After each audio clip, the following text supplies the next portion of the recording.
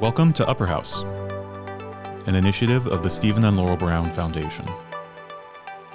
Located in the heart of UW-Madison, we gather, inquire, worship, and learn. We engage around the arts and humanities, science, society, justice, vocation, and theology. We explore the life of the mind and the questions of the soul, and seek to engage our world more faithfully and wisely. We're glad you're here. Good evening again. Thank you for joining us tonight and choosing our programmer over UW Hockey. I'm Dr. Dan Hummel. I'm on staff here at Upper House. Before getting into my prepared remarks, I just wanted to mention, many of you probably know the news that Chancellor Rebecca Blank passed away yesterday from the aggressive cancer that she was diagnosed with 7 months ago. So she was a friend of Upper House. She spoke here last year. It's one of her last duties as chancellor. And so just from the Upper House staff, our thoughts and prayers are with her family and with all the people around her who are affected by the news. So it's my pleasure tonight to welcome you to our third annual Geneva Forum at Upper House. In partnership with Geneva Campus Church, the Geneva Forum is intended to elevate deep Christian thinking and the life of the mind in dialogue with the Reformed tradition. Our unique partnership brings to Madison leading Christian voices who will add to the thought life of the university and the larger community. Last year, we welcomed Deborah Harzma, president of BioLogos, and this year we're excited to welcome Dr. Kyle Harper, who will be speaking on climate change, plagues, and political conflict, the era of the early Christian church. Tonight's event at Upper House would not be possible without the support and coordination with Geneva Campus Church's congregation and leadership. The entire Upper House team wishes to express its gratitude for the deep and continuing partnership with Geneva. So, here to introduce Dr. Harper is the lead pastor of Geneva Campus Church and co-planner of the Geneva Forum, Reverend Jim Kirk.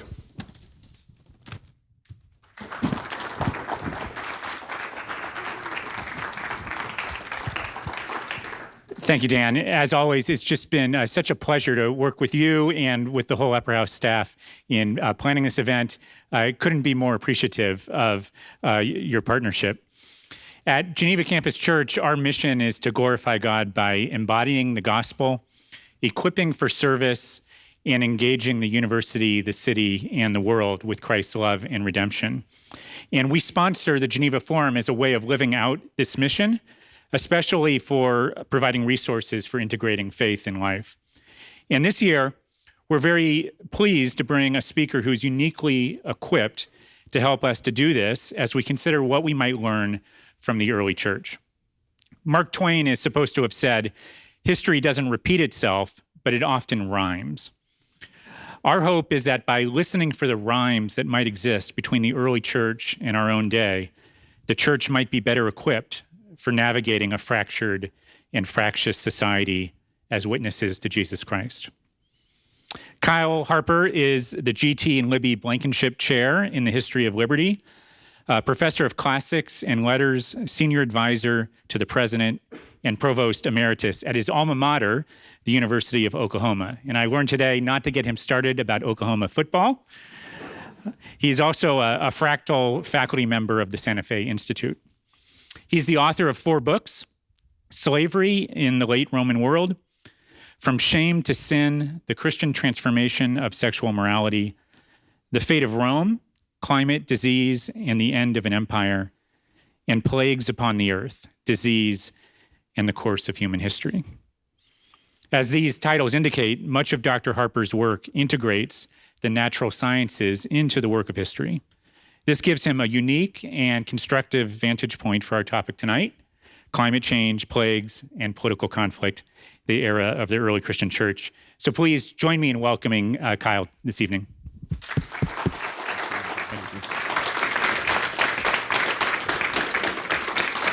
Thank you, Jim.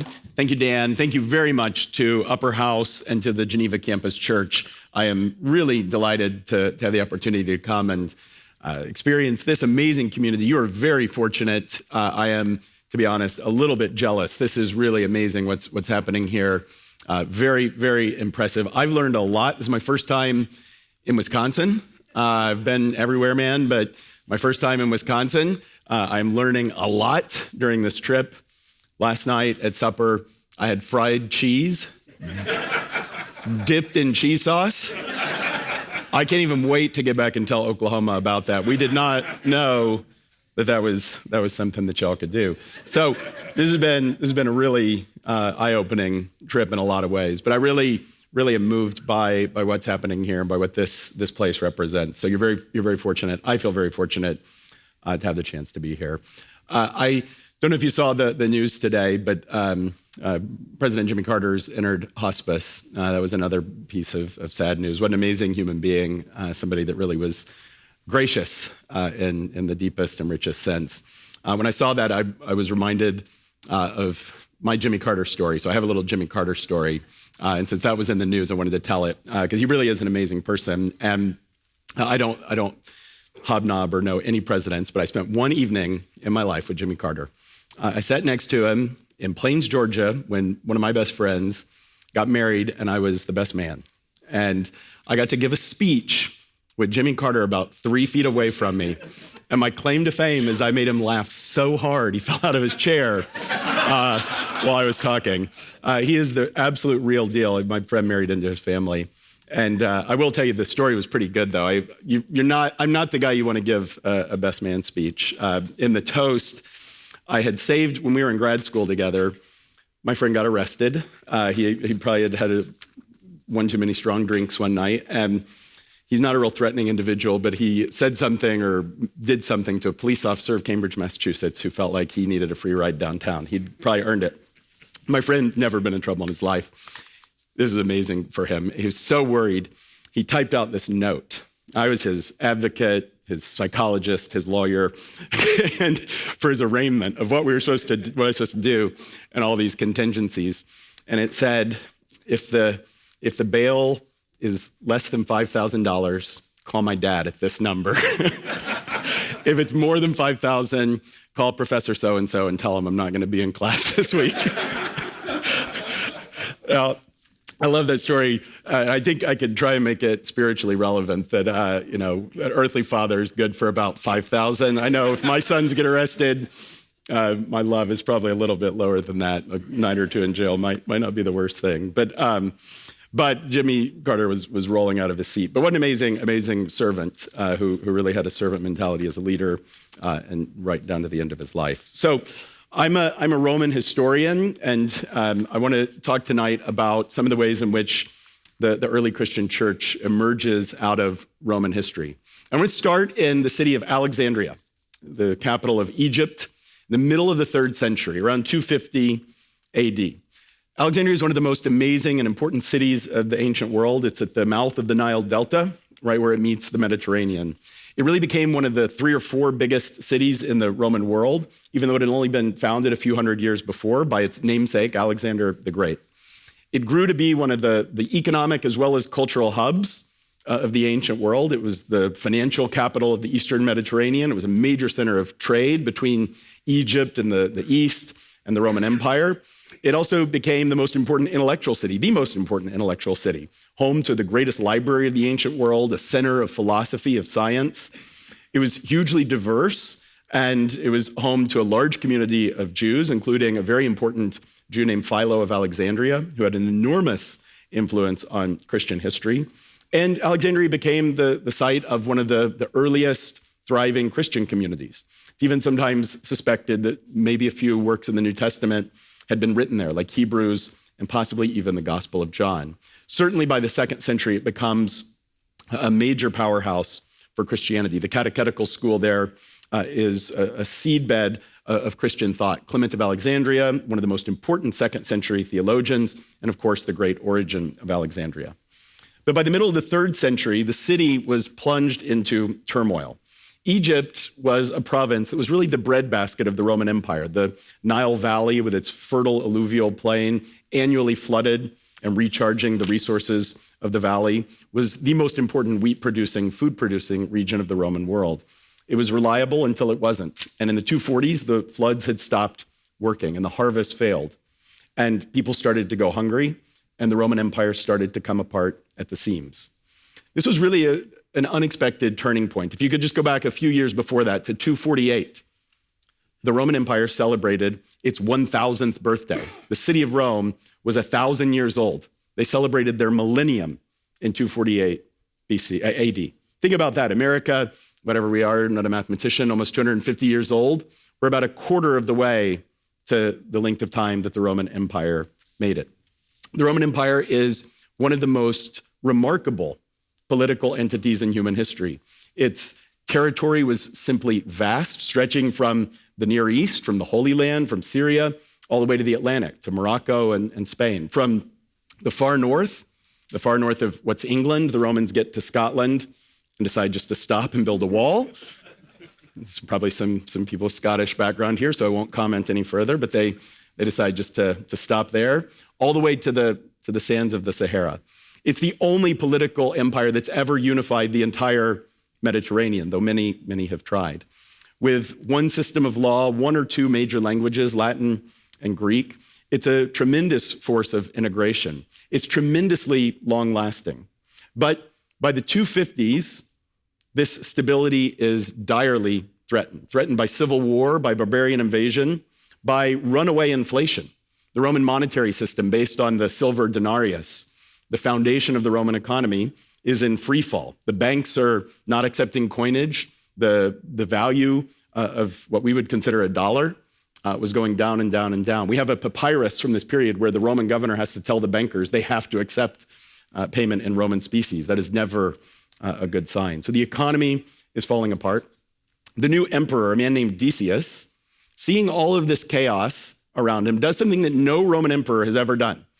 He commands every inhabitant of the empire, with the exception of those who are Jews, to sacrifice to the traditional Roman gods and goddesses.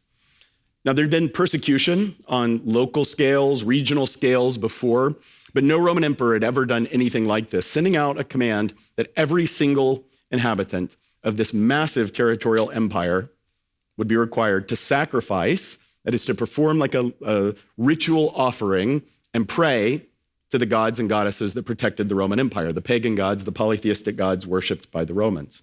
Now, it was probably an effort to appease the gods, to try and stop the chaos, but it was also, really no doubt in my view, aimed at Christians. Tiny minority, maybe a growing one, but the command to sacrifice was a very real threat to people who believed in the Christian God. And he was very serious about it. He ordered that every citizen had to go before a Roman magistrate to perform a sacrifice and receive a ticket or a libellus that certified the act. And we have dozens of these libelli from the exact moment that survive, these real artifacts, these little cards. You had to be a card-carrying pagan in the Roman Empire in the 250s. And if you didn't, you were liable to extraordinary punishments. So this was a persecution of a type that we can almost not imagine. They would feed you to animals in public spectacles. They would kill you in gruesome combats. They would torture you, even perhaps crucify you. So it's an extraordinary form of persecution. But it was ultimately to prove to be a total failure. A failure because it failed to uproot the Christian church. Instead, it did exactly the opposite. But it also failed to stop the troubles of the empire. And in fact, the troubles were only beginning to gather momentum. The very next year, the Emperor Decius himself would be killed in battle on the Danubian frontier by an army of Roman enemies, the Goths, an ominous sign of their growing power. And to top it off, at just this moment, a deadly plague starts spreading without mercy across the Roman Empire. And I want to talk about that plague as part of this crisis tonight. But I start here in the middle of the 250s. It was a really multifaceted crisis. It's a time of war. It's a time of inflation and economic anxiety. It's a time of bitter cultural division, of efforts to use the levers of power to enforce belief. It's a time of climate change and climate crisis. It's a time of pandemic disease. It sounds a little familiar, but we don't live in the 250s or a new version of the 250s. My written remarks say history doesn't repeat itself and it doesn't even rhyme. So I'm very sorry to Jim about that. I will show you this afterwards. I didn't mean to contradict you. I'll just say It doesn't usually rhyme, but if you say it does. This world that the Romans lived in was wildly different from ours. And I'll turn to some of the important differences and why they matter. But what I want to emphasize is that this exact moment, this moment of catastrophe, of crisis, of challenge, of persecution, ends up being a turning point in the fate of the Roman Empire and a turning point in the future of the Christian church. It's a history that's important. I think a history that we can learn from. It's a history that's interesting. And it's a history that really ends up changing the world, because what follows is one of the most decisive generations of cultural change in the Roman world. And I want to say tonight why I think it was so important, why, in a sense, the church in this generation passed its test. I'm a professor and I like long and complicated answers, but I think there's a one-word answer to why the Christian church passed that test. And so I'll talk about that. Now, I'm a historian, and the Christian story is a historical one. That is, that Christianity is a religion that's rooted in space and time, with real coordinates, with real dates, with real latitude and longitude. The Greeks and Romans worshiped a polytheistic pantheon of gods, and they believed in a world of primordial chaos. That is, the gods were part of the existing order that had simply started with chaos and disorder, but the gods themselves didn't create the universe, the cosmos. The Christian story is different. It's a God who creates the cosmos, ex nihilo, creates space and time, and then actually chooses to enter into the stream of history at a very particular moment in a very particular place. Just think for one example about the words in Luke's gospel that describe when the ministry of John the Baptist starts. It was said to begin in the 15th year of the reign of Tiberius, Pontius Pilate being governor of Judea, Herod being tetrarch of Galilee, his brother Philip, tetrarch of the region of Iturea and Trachonitis, and Lysanias, the tetrarch of Abilene, or as they say in Texas, Abilene. Now, that's a pretty particular description of time and space. It's around the year 29 AD in a very specific part of the world. And the Christian story takes place in time and in space. Now, I was raised a Southern Baptist. I was very reliably in the back row every week. And I remember as a kid always being fascinated by the maps at the back of my Bible. And especially if the preacher would go a little bit long, which meant every Sunday at 11 a.m., the color maps at the back were, to me, an interesting kind of fascinating relief. The names and the places, the idea that these were real places and real names that had actually existed. But I admit that I knew absolutely nothing of the history around biblical stories, the history of Greece and Rome that surrounded ancient Israel and increasingly intersected the history of this region. The various Caesars in the New Testament meant nothing. I couldn't have told you who they were. And certainly, as a good evangelical, I knew absolutely nothing of the patristic period, not even of its existence. Such a history might have seemed a little bit Catholic. And in practice, Christian history stopped at the book of Revelation, and then, I don't know what happened, but the Southern Baptist Church was born in Oklahoma, and that was pretty much all we needed to know. Now, I know I'm being a little bit unfair. That's not the experience of every evangelical, and I think things have changed even in my lifetime. But I'm not exaggerating about my experience, and I think it helps to explain why. When I went to college at the University of Oklahoma by the grace of God, and ended up in a course on the history of Rome that spent just a few classes on the history of early Christianity and treated them as though they were part of Roman history, it was really, truly shocking to me. I didn't even know that was possible. I thought there was church life over here, there was the Bible, and then there was intellectual life over here, where I would go to college and get a job. And when I sat in a classroom and saw that we, in fact, know a lot about the maps of the early Christian world, a lot of it from inside the Christian scriptures, but much of it from outside, from Greek and Roman texts, from Christian texts in something called the patristic period, the stuff that happens after the New Testament, the period of the church fathers. It was shocking to me. I even learned that the Bible wasn't written in English. Did you know that? I was 20 years old when I found that out. I found out you could learn the languages in which it was written and it changed everything. I think sometimes you take a college course that really affects you and stays with you for the rest of your life. Sometimes you take a college course that so overwhelms you, you stop everything you're doing and you decide to do something else. That was what the experience was like for me. I didn't know there was such a thing as a Roman historian. I had no idea that that was a paying job that people could do.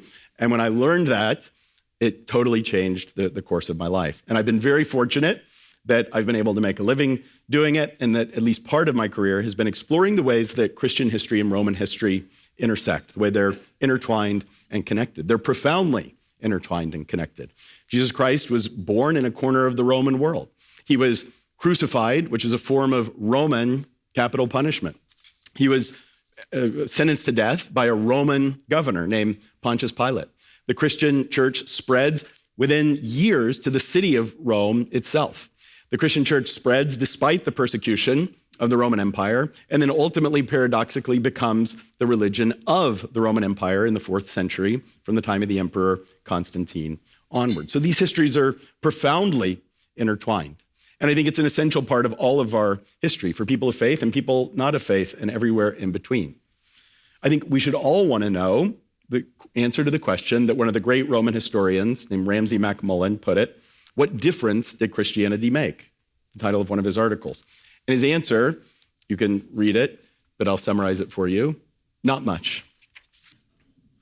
It's a question that I still think is worth asking. And as we go back to the 250s, to that moment of social crisis, economic crisis, political, environmental, medical crisis, we're going back to a very different world, a world that we almost can't imagine.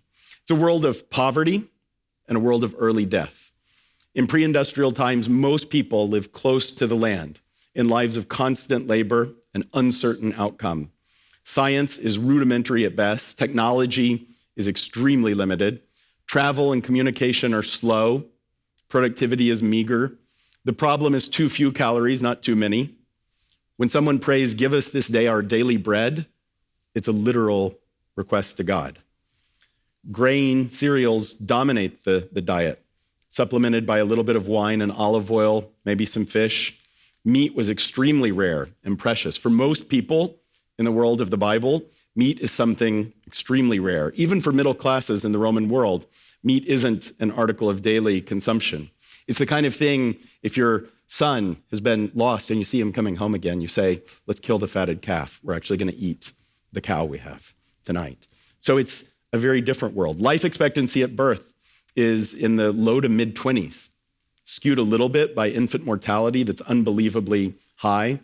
It's a world where deceased infants are cast out and usually not even buried. It's a world where many infants are callously exposed while still alive, condemned to die unmourned. Most people are completely helpless in the face of sickness and disease. Professional doctors did more harm than good. They liked bloodletting. They had all sorts of herbal remedies. People were sick. People died young. They were frail and short. The Romans were on average about 3 inches shorter than we are today. They lived in a world of constant grinding labor, poverty, poor nutrition, infection, and pervasive stress. They live in a world where the climate isn't reliable. Sometimes there's too much rain. Sometimes there's too little. They live in an unforgiving and rigid social order that's extremely hierarchical, where all the rules of life are grounded in who has power and status. This is not a world where all men are created equal. There's no human rights, no concept of universal dignity. The legal system protects power and privilege and property. The very first principle of Roman law is that there are two kinds of people: free people and slaves. And everything else flows from which one of those two you are. People who found themselves enslaved in the Roman world were denied legal personhood. They were subject to stigma, violence, abuse. Crucifixion is a form of capital punishment that's usually reserved for slaves and enemies of the state. And its very purpose is to maximize suffering in the most visible, humiliating way.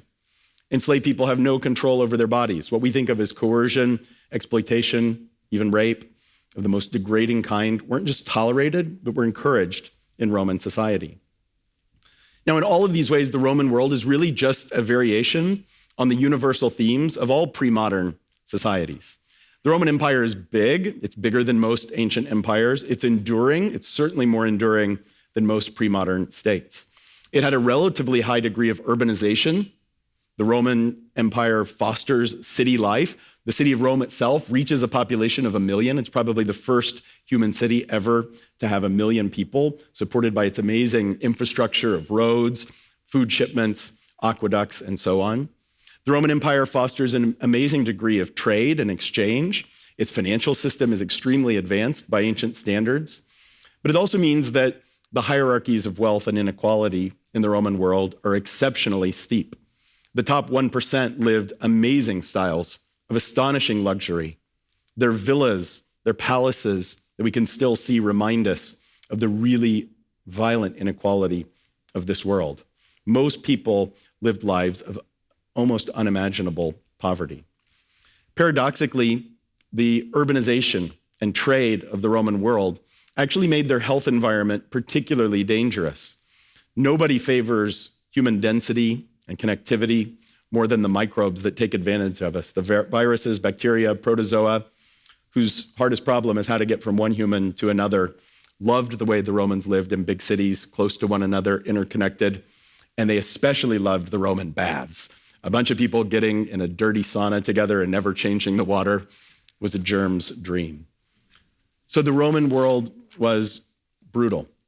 We live across a great chasm. We live in an almost unimaginably different world, a world of affluence and abundance, a world of too many calories rather than too few, a world of vaccines, antibiotics, clean water that has pushed back infectious diseases to the margins as a cause of mortality. We live in liberal societies where all people are constitutionally free and equal.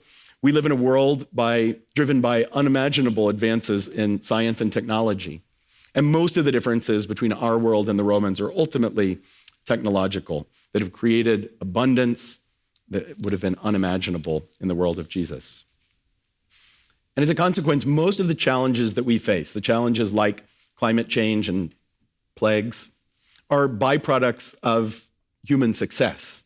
That is, they originate, in a sense, from within human societies. We have to strive to live in a world where our species has weapons that are capable of ending the existence of humanity. We have to live in a world where the byproducts of our energy consumption are changing the climate. We have to live in a world where our expansion often comes at the expense of other species. We have to learn to survive in a world that has to endure our growth and success.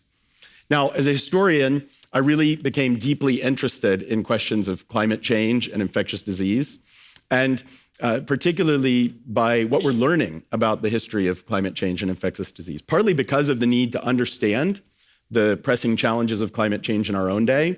We're learning about the past climate and the way the Earth system has worked, and it's really providing amazing new insights into the world of ancient societies and the challenges that they faced when confronted with natural climate variability. And the same is true of infectious disease.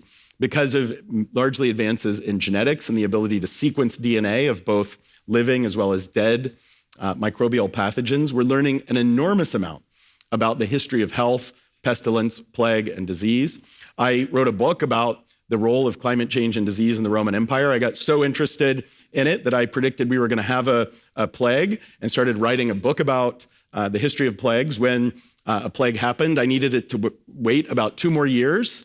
Would have been good for book sales, but it worked on its own time frame. The ancient societies like the Romans lived in a world that was fragile and where the crises engendered by natural change, whether volcanic eruptions that caused cooling, that caused the harvest to fail, or whether the emergence of new infectious diseases that ripped through their world in ways they couldn't understood. They were vulnerable to these disruptions. We live in a very different world where the challenges of climate change and the challenges of pandemics lie in many ways from within the advance of human society itself. And the great historical sociologist Robert Bellah asked in one of the lectures that he gave towards the end of his life a question that I think is very profound. He said, "Are the ethical traditions developed over the centuries in the great religions and civilizations capable of meeting the ethical challenges of our rapidly escalating cultural condition?" In other words, is there enough in the ethical resources of ancient religions like Christianity to help us confront the global challenges that we face? I think it's a big question. It's a question for philosophers and theologians. All I can do as a historian is to try and take us back and help us understand more deeply what those moral resources meant in the world where Christianity took shape. And it was a world of environmental challenge on a global scale. The rise of Christianity is, I believe, as a Roman historian, one of the most utterly improbable events. If you could go back into the time when Pontius Pilate was the governor of Roman Judea and predict that the person hanging on the cross would become the leader of the most important world religion, people would have said, you're crazy. There's a reason why Paul says that the cross is a stumbling block. It's crazy. Christians worship someone who was publicly executed by the government, carried out the most gruesome form of the death penalty. When Paul says that that's a stumbling block, that's what he means. The religion spread slowly. It was born amongst a mostly illiterate peasantry in Judea, and it spread out of the heartland of ancient Israel across the Eastern Mediterranean to Rome itself. But it's hard to emphasize how tiny the Christian church was in its first generations. Even at the end of the first century, around 100 AD, there can't have been many more than a few thousand Christians in a Roman Empire of some 70 million people. A century later, in the year 200, we still think that there were less than a percent, maybe about 0.5% of the population of the Mediterranean world would have been recognized as Christians. So it's a tiny religion at the beginning of the 3rd century. And yet somehow, a century later, around 300, things looked very different. There were visible Christian communities all over the Mediterranean. There were, for the first time, purpose-built churches, structures where the Christians gathered to worship. There were millions of people who were adherents to the Christian faith. And this despite the intensification of persecution. That is, despite the increase in the efforts of the Roman government to use violence to suppress the spread of Christianity. So what was it that caused the Christian church to spread in this Roman world, this brutally poor and fragile world, in this time of crisis? Well, I think we can look at what happens in the 250s for some understanding. The 250s not only saw this combined economic, military, cultural crisis, it also saw the arrival of a terrifying new disease. Historians call this, a little bit unfairly, the Plague of Cyprian. The name Cyprian is the name of a Christian bishop, the Bishop of Carthage in North Africa. He's one of the most important figures of the 3rd century. And the plague is known partly from his writings. And so the poor guy did nothing to cause this plague, but it's called the Plague of Cyprian because we know the most about it from his texts. And he describes for us what this disease was like. He even describes the terrifying symptoms. He says that the strength of the body is dissolved. The bowels disintegrate in a flow. A fire begins in the inmost depths and burns like wounds in the throat. The intestines are shaken with continuous vomiting. The eyes are set on fire with the force of the blood that comes out of them. The infection of deadly putrefaction cuts off the feet and the extremities of patients. And weakness prevails through the failures and losses of the body. People become unable to walk, their hearing is lost, or their vision is blinded. We have, unfortunately, very little idea what caused this plague. People have speculated it could have been hemorrhagic fever because he describes so many symptoms that involve hemorrhaging. It could have been plague, smallpox, measles, almost any influenza of the worst infectious diseases of human history. Maybe someday we will know what caused it. But what we do know is already enough. It was absolutely terrifying. In a society that had no modern biomedicine, no understanding of infectious disease, a new disease shows up and starts killing people by the millions. But for Cyprian and other Christians of the time, it was considered a test. He wrote, "Beloved brethren, what is it? What a great thing it is. How pertinent, how necessary that pestilence and plague, which seem horrible and deadly, really searches out the righteousness of each of us. It examines our minds. It sees if we're willing to tend to those who are sick, whether we love our fellow kind, whether masters pity their servants, whether physicians still help their patients, whether the violent suppress their wickedness, whether the rapacious quench their ardor of avarice. It teaches us whether the proud will be humble, whether the wicked will soften their wickedness. It tells us when our dear ones perish, whether the rich will bestow their wealth on those who are dying and in need. And if this plague has taught us nothing else, it has done this benefit to Christians and to God's servants, that we begin gladly to desire martyrdom as we learn not to fear death. He means that it strengthens us in the persecution to realize that we're going to die anyway. He said, these are like trainings for us, not death.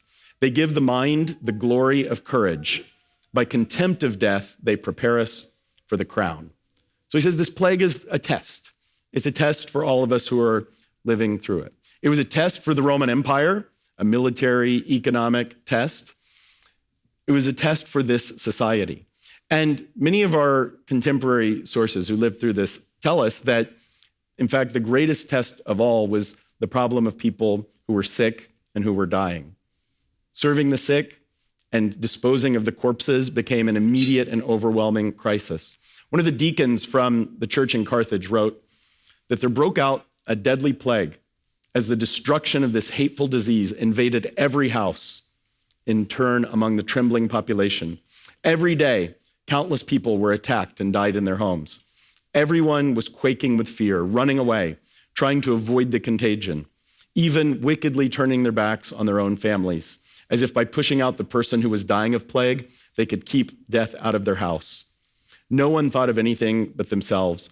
No one helped anyone the way they would have wanted to be helped. And over the whole city lay not just the bodies of the dead, but the rotting carcasses no one had the courage to take away. But we also know from Christian sources in this period that their leaders taught them to do something different.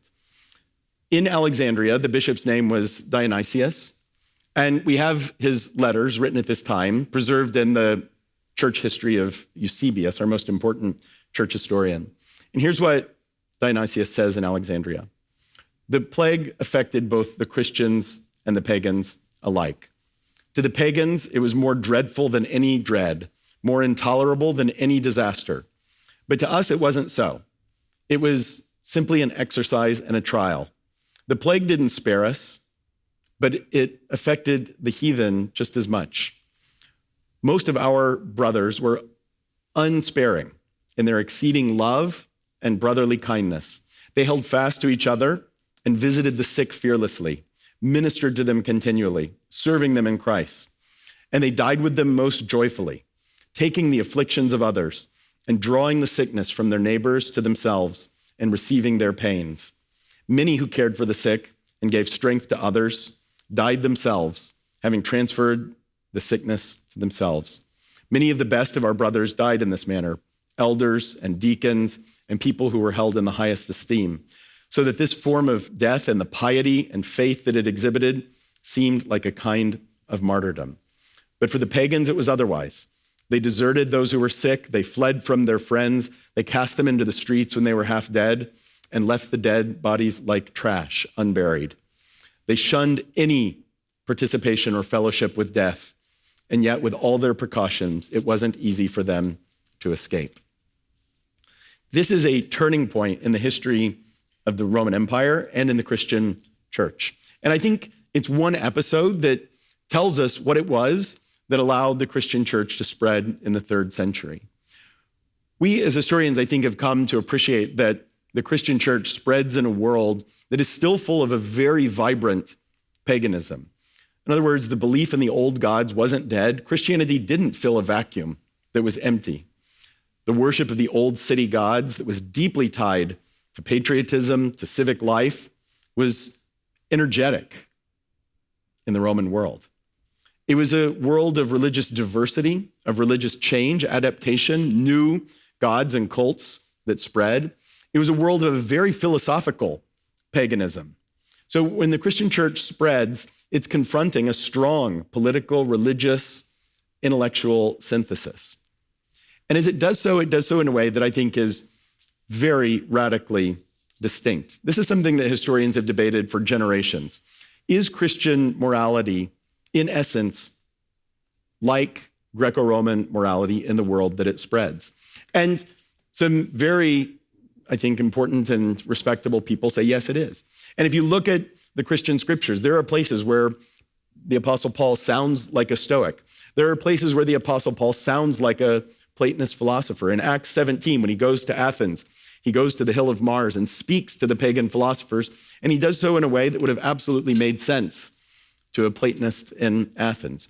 So he could speak their language, and he did speak their language, but he used it to say something very different.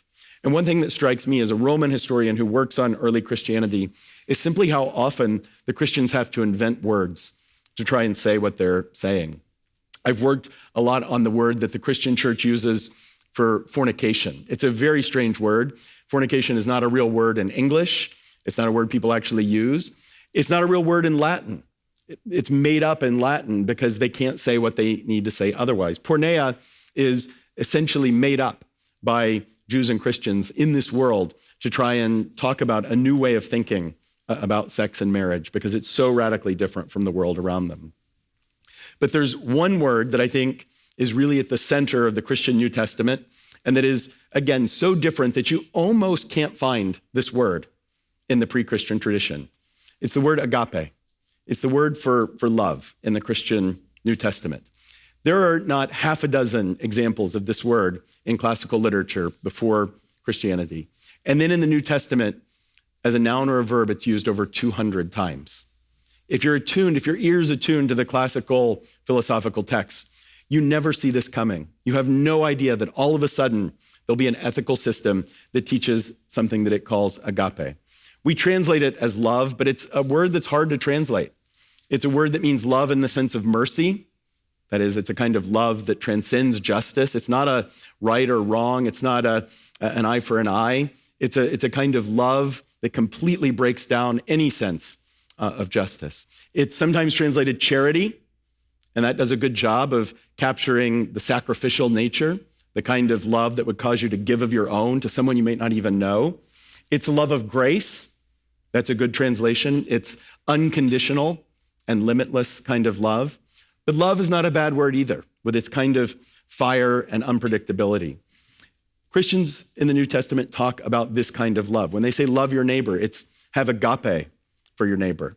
When Luke presents the parable of the prodigal son, a father sees his son that's been lost and wandered and strayed and sees him coming back. That's the kind of love that Christians mean by agape. When Christ talks about the Good Samaritan, that is neighbor love, that would cause you to sacrifice even for someone you'd never met.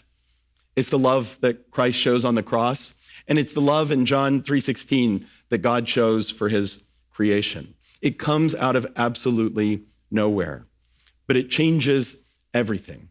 It leads Christians to act differently in the world, to act differently towards the sick.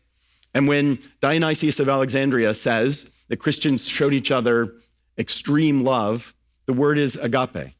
It's the kind of love that would lead them to care for the sick, to bury the dead, even at great sacrifice to themselves.